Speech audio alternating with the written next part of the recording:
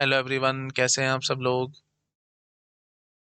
आपने कहावत सुनी होगी, जिनके घर शीशे के होते हैं वो दूसरों के घरों पे पत्थर नहीं मारते, है ना। ये कहावत आज मुझे बहुत जोर से याद आ रही है। मैं बहुत दिनों से चीजों को ऑब्जर्व कर रहा था, लेकिन मैं चुपचाप बैठा हुआ था। मेरा भी मन कर रहा था मैं वीडियो बनाऊं, कुछ बात करूं आप सब लोगों से। क्योंकि बहुत बहुत फेक काम कर रहे हैं लोग, बहुत ज्यादा, थोड़ा भी नहीं, बहुत फेक काम कर रहे हैं। मुझे था कि मैं एक्सपोज करूंगा, लेकिन मैं चुप बैठा था। मुझको था चलो ठीक है, मतलब क्यों जबरदस्ती की कंट्रोवर्सी है वो सब करना है। बट अब कुछ लोग खुद से उकसाते हैं, तो फिर उनको हिम्मत होनी चाहिए कि वो सुन भी सकें। कुछ ऐसी कोचिंग्स होती हैं बेटा, जो अभी बिल्कुल थोड़े से टाइम पहले स्टार्ट हुई हैं, और they are thinking that they are god, है ना। वो भगवान से भी ऊपर है, उनसे ऊपर कोई है ही नहीं। सब कुछ छोड़ो बेटा, आप मुझे एक बात बताओ, अगर आपने किसी इंस्टीट्यूट से पढ़ाई करी है, या कहीं से भी आपने पढ़ाई करी, आपकी बहुत अच्छी रैंक आई, और उसी इंस्टीट्यूट के कारण आपकी लाइफ बनी, आप एक बहुत अच्छे कॉलेज में गए, वहां से एमटेक करा, सब कुछ किया, तो आप क्या उस कोचिंग के टीचर्स के बारे में क्या कहेंगे? क्या कहेंगे? रिस्पेक्ट होगी ना आपके मन में? ये लोग कहते हैं कि वो सारा कंटेंट गलत पढ़ाते हैं। ऑफ कोर्स मैं नाम नहीं लूंगा। अगर वो सारा कंटेंट ही गलत पढ़ाते हैं, तो आप लोगों की रैंक कैसे आई? और फॉर गॉड से ये मत सोचना कि वो सेल्फ स्टडी के हैं, उन्होंने भी कोचिंग ली थी, ठीक है ना। और जहां से कोचिंग ली थी, उन्हीं के सो कॉल्ड लेजेंडरी टीचर्स के बारे में बोलते हैं कि वो गलत पढ़ाते हैं, सारा कंटेंट गलत पढ़ाते हैं। अरे भाई, सोच के देखो, अगर वो सारा कंटेंट गलत पढ़ाते हैं, तो तुम कहां से रैंक लाए हो, मुझे एक बात समझा दो। मतलब देखो, दो तरीके के लोग होते हैं। एक तो होते हैं जो खुद कहते हैं कि हाँ जी हम अच्छा काम कर रहे हैं, प्रमोशंस करने के लिए कि हम बहुत अच्छा, हम बहुत अच्छा, हम बहुत अच्छा। लेकिन कुछ होते हैं जो कहते हैं दूसरा बहुत गंदा काम कर रहे हैं, लेकिन मैं सिर्फ अच्छा काम कर रहा हूँ। समझ रहे हो ना। भाई, प्रमोशंस करनी है तो अच्छा तो बोलना ही पड़ेगा ना। तो कुछ तो होंगे जो खुद ही की बढ़ाई करते जाएंगे, लेकिन कुछ होते हैं जो दूसरों को गंदा कह के, दूसरों को गलत कह के, और खुद की प्रमोशंस करते हैं। तो ये इस तरीके के लोग हैं। मतलब आप सोच के देखो, जिस इंस्टीट्यूट से तुमने कोचिंग ली, तुम उन्हीं के टीचर्स के बारे में उल्टा बोल रहे हो। कुछ तो सीखा होगा उनसे। कुछ भी नहीं सीखा था। ये ये चीज बताती है बेटा कि उनके मन में कितनी रिस्पेक्ट है टीचर्स के लिए। और मेरे को तो खैर टीचर्स बोलना भी नहीं चाहिए, 2-3 साल में कोई टीचर नहीं बनता, आपको इतनी समझ होनी चाहिए, दिमाग है थोड़ा सा ऊपर, क्या है कि नहीं है। 2-3 साल में कोई टीचर नहीं बनता, इस बात को समझ लो बहुत अच्छे से। अगर मैं कहता हूँ तुम्हारे कोई टॉपिक आता है, तुम पढ़ाना शुरू कर दोगे, तुम पढ़ा भी जाओगे, कोई बड़ी बात नहीं है। कैसे पढ़ाओगे? अपने तरीके से, जो तुम्हारा दिमाग काम कर रहा है उस तरीके से पढ़ाओगे। एक बच्चा क्या सोचता है, उस तरीके से तुम नहीं पढ़ा पाओगे। क्यों? क्योंकि तुमने कभी इंटरेक्शन ही नहीं करी, कभी ऑफलाइन क्लास पढ़ाई ही नहीं, कभी सामने बैठे ही नहीं, स्टेज पे चढ़ के कभी पढ़ाया हो, बच्चों से इंटरेक्ट किया हो, तभी तो समझोगे कि बच्चा कैसे सोचता है। उसके हिसाब से पढ़ाना होता है। मैं अपना याद करो, 2-3 साल में मेरे को इतनी चीजें नहीं आती थी, ना ही मेरा इतना दिमाग चलता था, और ना ही मैं चीजों को डिलीवर कर पाता था। जब धीरे धीरे साल बीते, एक्सपीरियंस गेन किया, तब पता लगा ना। बात समझ रहे हो? तो एक्सपीरियंस सिखाता है बच्चा क्या सोचता है, और उसके सोच के अकॉर्डिंग तुम्हारे को कैसे बोलना है, कैसे पढ़ाना है। अब मैं एक और बहुत बड़ी बात आप लोगों से करूंगा, थोड़ा सा ना सोचना समझना मैं क्या कहना चाहता हूँ। जिस स्टूडेंट की थर्ड ईयर में टॉप 1000 रैंक आ जाती है ना, उसके लिए कोई बड़ी बात नहीं है कि वो फाइनल ईयर में टॉप 100 में रैंक लाएगा। तो कॉमन सेंस से सोच के देखो, और आप पीछे की हिस्ट्री उठा लो, पिछले कुछ सालों के टॉपर्स को देखो, एनालाइज करो। यही लगभग यही सीन रहता है। थर्ड ईयर में ले आते हैं, टॉप 1000 या टॉप 2000 में भी आ जाए तो भी बहुत बड़ी बात है। ठीक है, मतलब टॉप 1000 में आने का मतलब होता है बेसिक बेसिक चीजें उनको आती हैं, सब्जेक्ट्स का पता है, टॉपिक्स का पता है, तभी वो रैंक लाए हैं, ऐसे नहीं लाए हैं। तो अब एक साल अगर वो पूरा और लगाएंगे, है ना, और थर्ड ईयर में जो बच्चा रैंक ला रहा है, समझ लो वो कितना डेडिकेटेड होगा, कितनी मेहनत करता होगा। फाइनल ईयर में उसके लिए कोई बड़ी बात नहीं है रैंक लाना। अब मैं सीधे मुद्दे पे आता हूँ। रैंक वन की बड़ी प्रमोशंस आपने सुनी होंगी इस बारी, है ना। उसने थर्ड ईयर में एक इंस्टीट्यूट से कोचिंग ली, और फाइनल ईयर में किसी दूसरे से ली। कॉमन सेंस की बात है भाई। हमारा जो ब्रेन है, it is just like a stack, है लास्ट इन फर्स्ट आउट। तो मतलब जो बिल्कुल ताजी-ताजी बातें होती हैं, जो बिल्कुल रिसेंट बातें होती हैं, वही हमारे को ज़्यादा दिमाग में रहती हैं। वही उस स्टूडेंट के साथ हुआ। भाई फाइनल ईयर में जहाँ से कोचिंग ली, तो उसी की ही वो बातचीत करेगा ज़्यादातर। समझ रहे हो? भाई 1 साल बीत चुका है, थर्ड ईयर में वहाँ से पढ़ा था, जो भी किया था। भाई ऐसा तो था नहीं, अगर वहाँ पे उसने फीस दी थी, कुछ तो पढ़ा होगा। ये बिल्कुल ब्लैंक बैठा था, और कहाँ से ब्लैंक, जब टॉप 1000 में पहले से रैंक लेकर के बैठा हुआ था। तो ऑफ कोर्स उसकी रैंक आनी आनी थी, कोई रोक नहीं सकता था। बात समझ रहे हैं मेरी, मैं क्या कहने की कोशिश कर रहा हूँ? ऐसे ही ये लोग ज़रूर आपको दिखाएँगे कि हाँ जी, ये हमारे रैंकर्स हैं, ये हमारे कोर्स एनरोल्ड है, हमारा बिल्कुल ट्रांसपेरेंट मैकेनिज़्म है, ऐसा है, वैसा है।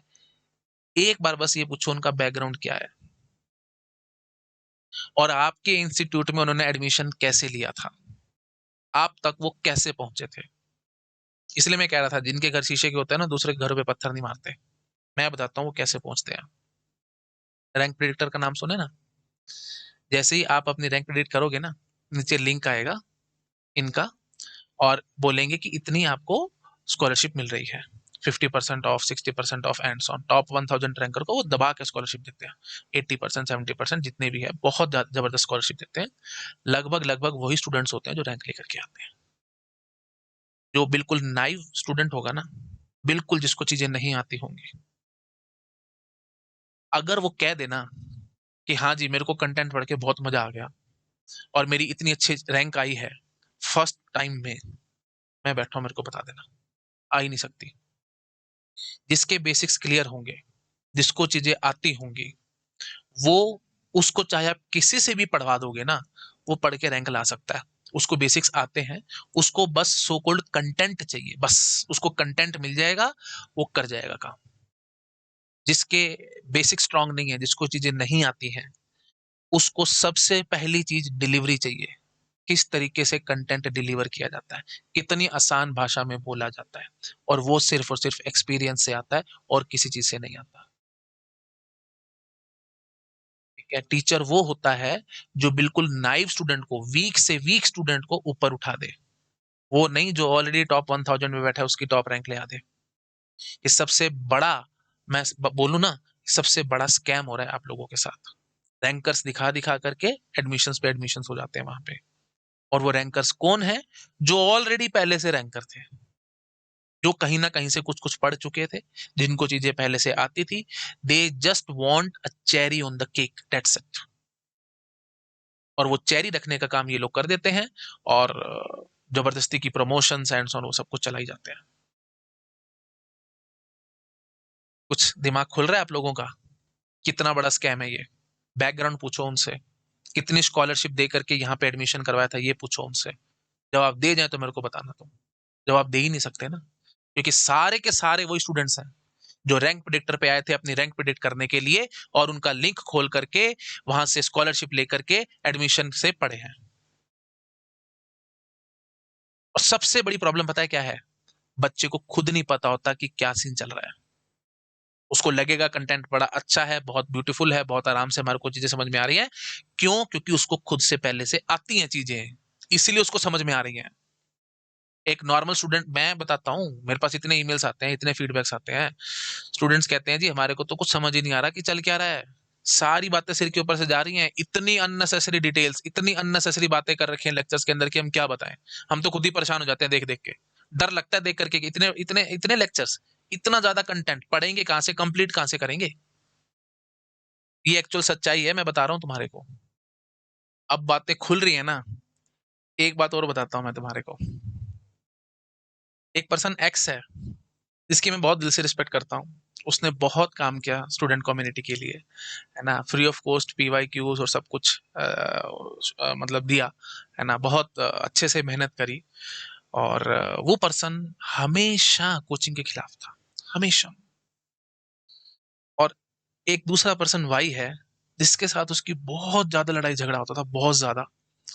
एंड द पर्सन वाई के बारे में मैं खैर क्या ही बोलूं, है ना, मतलब ज्यादा बोलूंगा तो आप लोगों को पता लग जाएगा, और मैं इतने ज्यादा कंट्रोवर्सीज करना नहीं चाहता।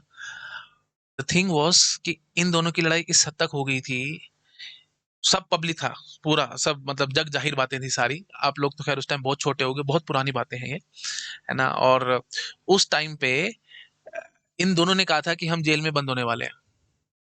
मतलब समझ रहे हो, कोर्ट तक बात पहुंच रही थी और बहुत मतलब बहुत ज्यादा बुरा काम हुआ था। भगवान ना ही करे कभी ऐसा कुछ, इतनी बड़ी चीजें किसी के साथ हो। मतलब मैं सिर्फ ये दिखाना चाहता हूँ कि the person x was so against coaching, so against. और अल्टीमेटली वो अपने नाम से किसी और को कहते हैं कि आप कोचिंग चला लो। मेरे को ये चीज आज तक समझ नहीं आई क्या चल रही है। भाई अगर आपको, सीधी सी बात है, आपको अपनी कोचिंग खोलनी है, मैं को ये नहीं कहता कि गलत बात है, लेकिन आपको कोई जानता पहचानता नहीं है। रीजन बीइंग भाई जस्ट आप अभी पास आउट हुए हो, आपको कोई भी नहीं जानेगा, ना आपका कोई एक्सपीरियंस है, ना आपको कोई मतलब क्या बोलूं मैं, ठीक है, मतलब सिंपल भाषा में बात करूं तो कोई जानता पहचानता नहीं है। तो आप क्या करोगे?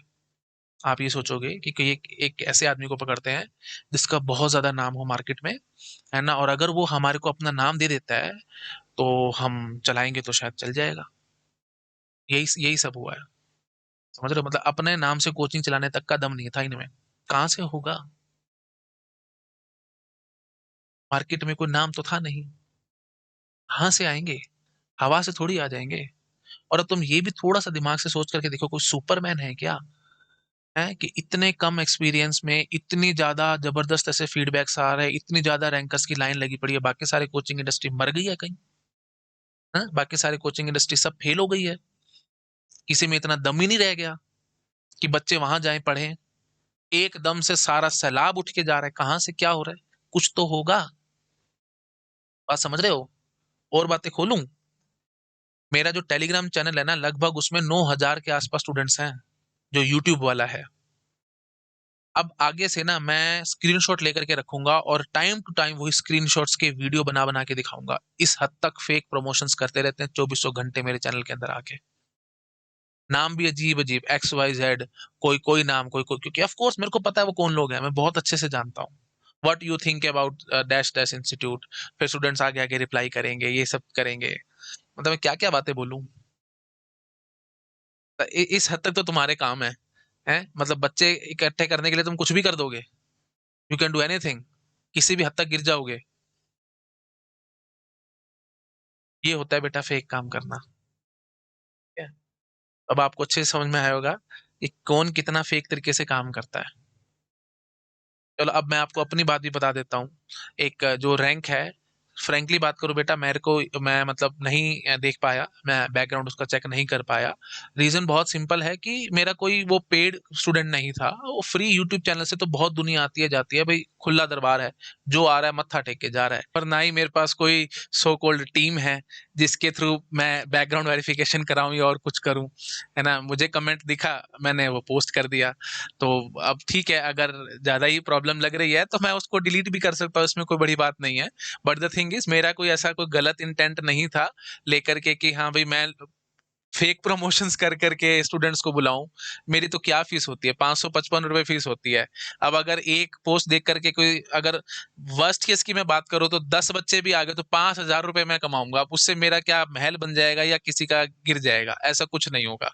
ठीक है, और जो भी स्टूडेंट आकर के पढ़ेगा तो वो मेरे को कुछ 10 दुआएं साथ दे करके जाएगा। ऐसे तो जाएगा नहीं, क्योंकि मेरा कंटेंट इस तरीके का है कि पढ़ने के बाद स्टूडेंट तो दुआएं देते हैं।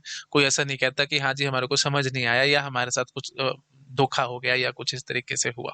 ठीक है, so the only thing I want to say is, मेरे पास कोई मतलब मैं क्या बताऊं, मतलब इतना ज्यादा बिजी रहता हूं ना, मेरे पास किसी चीज का टाइम रहता है ना। मतलब मैं फैमिली तक को तो ढंग से टाइम दे नहीं पाता।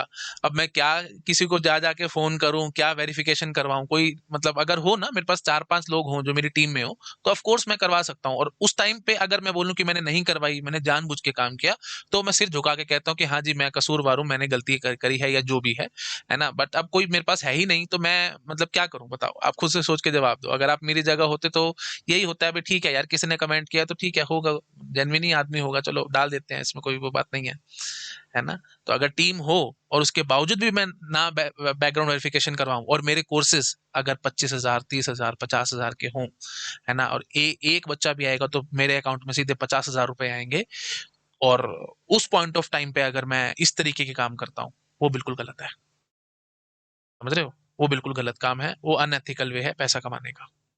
है तो, बट अब फीस भी इतनी कम है, मेरे पास कोई स्टाफ भी नहीं है, तो हो जाता है भाई, इसमें कोई बड़ी बात नहीं है। क्लियर कट, आप लोग मुझे जानते हो, मैं पैसे के पीछे तो भागता नहीं हूँ। है ना? और 100% मेरी तो रिफंड पॉलिसी भी चलती है। और पॉलिसी तो क्या, आप तो जब बोलोगे कि हाँ जी सर, हमारे को कोर्स पसंद नहीं आया, मैं पैसे वापस कर देता हूँ। मैं तो 1% भी किसी से कुछ नहीं कहता। जो कटौती होती है, जो 555 का कोर्स होता है, मैं तो कटौती भी नहीं लेता। जितनी फीस होती है पूरी की पूरी ऐसे वापस कर देता हूँ। ठीक है? जो भी स्टूडेंट्स कहते हैं, और अगर आपको लगता है कि हाँ जी भाई, अमित सर ने फेक प्रमोशंस करके हमारे को बुलाया है और कंटेंट में दम नहीं है, आप मुझे ईमेल करो, मैं पैसे रिटर्न कर दूंगा जी। इससे ऊपर तो और क्या कर सकता हूँ? ठीक है ना? तो इस हद तक तो आपको कोई रिफंड पॉलिसी भी नहीं होती किसी की। हफ्ता 10 दिन 15 दिन की होती है। 2-2 महीने बाद भी कोई स्टूडेंट मेरे को कहता है कि सर हमारे को पैसे की तंगी है, या मतलब मैंने कोर्स ले लिया था, मेरे पास कल परसों भी एक ईमेल आया हुआ था कि मैंने कोर्स परचेज कर लिया है आपका, और मेरे फादर बहुत बीमार हैं, मतलब उनकी तबीयत ठीक नहीं है, और मैं अभी कोर्स को कंटिन्यू नहीं कर पाऊंगा, तो मैं अभी प्रॉब्लम में हूँ, तो अगर आप मुझे रिफंड कर दें इमीडिएट बेसिस पे। मैंने उसको कहा आप मेरे को गूगल पे का नंबर दो, मैं आपको पैसे रिटर्न कर देता हूँ। तो ये होता है बेटा जेन्युइन काम। ठीक है, this is not a scam, ये जेन्युइन है। अगर आपको लगता है कि हाँ जी मेरे को समझ नहीं आ रहा, आप मेरे से पैसे वापस लो, इसमें कोई बड़ी बात नहीं है। और ये भी, आपको भाई पैसे नहीं है आपके पास, आप अभी अफोर्ड नहीं कर पा रहे, या आपको कुछ भी दिक्कत है, आप मुझे ईमेल करो, मैं आपको कोर्सेज फ्री में भी दूंगा। ये जो आप डिस्काउंट लेना चाहते हो मैं वो भी दूंगा। मैं हमेशा कहता हूँ मेरा कोई धंधा बनाने का एम है ही नहीं, सीधी बात है। मेरा कोई एम नहीं है कि मैं धंधा सेट करूं अपना, मैं बिजनेस बनाऊं। लोगों का एम होगा, लेकिन मेरा कोई ऐसा एम नहीं है। मेरा सिर्फ ये एम है, जो भी जेन्युइन स्टूडेंट्स हैं, जिनके पास पैसे नहीं है, बैकग्राउंड वीक है, वो काम नहीं कर पा रहे हैं, एटलीस्ट वो रैंक ला सके। बस मेरा सिर्फ यही एम है और कुछ नहीं है।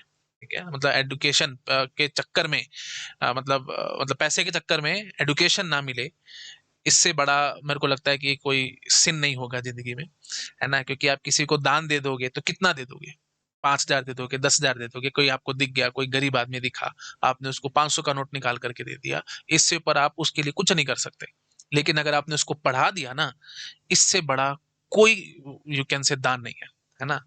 मतलब विद्या दान से बड़ा कोई दान नहीं है, और वही मैं कोशिश कर रहा हूँ करने की। क्योंकि जो बच्चा पढ़ जाएगा, नौकरी लग जाएगा, वो सारी उम्र आपको दुआएं देगा, और उसकी जो पूरी फैमिली होगी वो पूरी प्रॉपर अपलिफ्ट हो जाएगी, और उसको कभी जिंदगी में किसी के आगे हाथ नहीं फैलाने पड़ेंगे। ये मैं सोच रखता हूँ। ठीक है, चलो तो ऐसा करते हैं, और ज़्यादा बातें नहीं करते हैं, इतना ही रखते हैं। और फिर कभी अगर कोई इस तरीके की कंट्रोवर्सी उठेगी, तो मैं और बहुत सारी बातें आपको बताऊंगा। मेरे मन में है, मेरे को बहुत कुछ पता है इन लोगों के बारे में, तो मैं और बहुत कुछ आपको बताऊंगा। तो ये इनडायरेक्टली मैसेज पहुंच जाएगा ऑफ कोर्स उन तक, और वो मुझे लगता है कि शायद फर्स्ट या सेकंड व्यूअर ही वही होंगे, देखने वाले, जो मैंने ये लेक्चर बनाया है। और उनको अच्छे से समझ में आ जाएगा कि शीशे का घर है, दूसरों पे पत्थर ना मारूं, ज़्यादा बेटर ऑप्शन है।